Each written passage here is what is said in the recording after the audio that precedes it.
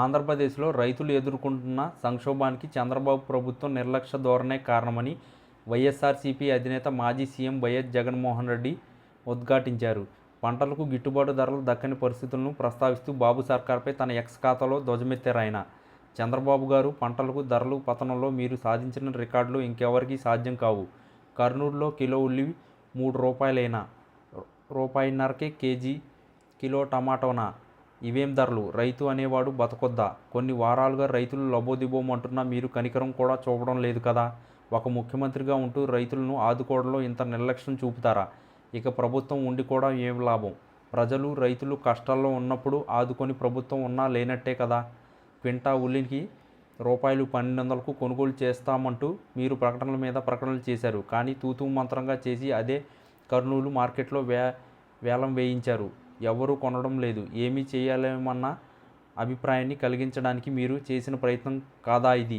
ఉల్లికి అసలు ధరే లేకపోతే ఇప్పుడు బిగ్ బాస్కెట్, ఇతరత్ర స్టోర్స్లో, ఆన్లైన్లో, నెట్లోకి వెళ్ళి చూస్తే స్టోర్లో కిలో ₹29 నుంచి ₹32లకు ఎలా అమ్ముతున్నారు?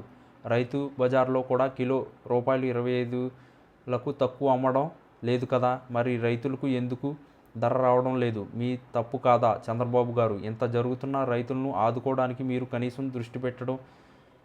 దృష్టి పెట్టకపోవడం అన్యాయం అంటూ టమోటా ధరలు కూడా దారుణంగా పడిపోయాయన్న పట్టించుకోవడం లేదు. కొనేవారు లేక పంటలను రోడ్డు మీదే పారబోస్తున్నారు. చంద్రబాబు గారు, తక్షణమే రైతులు పంటలను కొనుగోలు చేసి వారికి అండగా నిలబడాలి, మానవత్వాన్ని చూపండి అంటూ పోస్ట్ చేశారు ఆయన.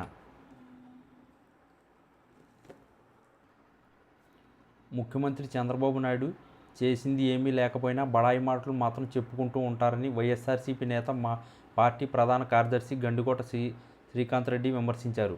ఈరోజు తాడేపల్లి వైఎస్ఆర్సీపీ ప్రధాన కార్యాలయం నుంచి మాట్లాడిన శ్రీకాంత్ రెడ్డి, చంద్రబాబు చెప్పే మాటలకు చేసే పనులకు ఏమాత్రం పొంతన ఉండదన్నారు. కలెక్టర్ల సమావేశంలో కూడా చంద్రబాబు తప్పుడు మాటలే మాట్లాడారు. చంద్రబాబు పాలనలో ఎప్పుడూ ఎవరూ ప్రశాంతంగా బతకలేదు. చంద్రబాబు గత పాలనలో రాష్ట్రం మావోయిస్టులు, ఫ్యాక్షన్ హత్యలు కరువుతో ఉండేది. వైఎస్ఆర్ సీఎంగా అయ్యాకనే మావోయిస్టులను కంట్రోల్ చేశారు. ఫ్యాక్షన్ వద్దని వ్యవసాయం వైపు జనాన్ని వైఎస్ఆరే మరల్చారు. ఐటీ తెచ్చాన్ని బడాయి మాటలు చెప్పుకోవడం తప్ప చంద్రబాబు చేసిందేంటి? రాష్ట్ర అభివృద్ధి గ్రోత్ రేట్ చంద్రబాబు హయాంలో దారుణంగా పడిపోయింది. కరోనా ఉన్న జగన్ హయాంలో రాష్ట్ర గ్రోత్ రేట్ భారీగా పెరిగింది. చంద్రబాబు హయాంలో శాంతి భద్రతలు క్షీణించాయి. ఇప్పుడు రాష్ట్ర అభివృద్ధి ఎలా చేయాలో చంద్రబాబు ఆలోచించాలి.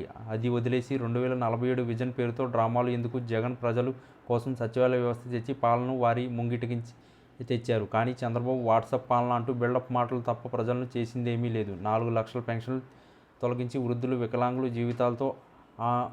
జీవితాలతో ఆటలాడుకుంటున్నారు. విద్యారంగంలో జగన్ విప్లవాత్మక మార్పులు తెచ్చారు. చంద్రబాబు సంక్షేమం, అభివృద్ధి రెండింటినీ పక్కన పెట్టేశారు. టమోటా, ఉల్లి సహా ప్రతి పంట సాగు చేసి రైతులు ఆందోళన చేస్తున్నారు. కనీసం యూరియా కూడా అందించలేని వ్యక్తి చంద్రబాబు. P4 అంటూ కొత్త కథ మొదలెట్టిన చంద్రబాబు ఎంతమంది జీవితాలను పరిచారు? పోలవరాన్ని చంద్రబాబు సర్వనాశనం చేశారు. గ్రామీణ రోడ్ల మీద కూడా టోల్ పెట్టి డబ్బు వసూలు చేస్తున్నారు.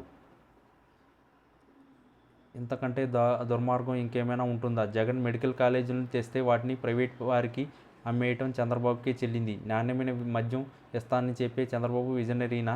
మెరుగైన విద్య, వైద్యం అందించిన జగన్ని విమర్శించే స్థాయి టీడీపీకి లేదు. ఎన్ని అభివృద్ధి కార్యక్రమాలు చేసినా జగన్ పబ్లిసిటీ చేసుకోలేదు. చంద్రబాబు ఏమీ చేయకుండానే అన్నీ చేసినట్లు విపరీతంగా పబ్లిసిటీ చేసుకుంటున్నారు. నిరుద్యోగ భృతి, 50 ఏళ్ల మహిళలను పెన్షన్, ఆడబిడ్డ నిధి వంటివేవీ చేయకుండానే అన్నీ చేశామని నిస్సిగ్గుగా చెప్పుకోవడం చంద్రబాబుకే చెల్లింది. అమరావతిలో నీరు తోడే కార్యక్రమం తప్ప ఇంకేమీ జరుగుతుంది? ఏదైనా మాట్లాడితే అక్రమ కేసులు పెట్టి వేధిస్తున్నారు.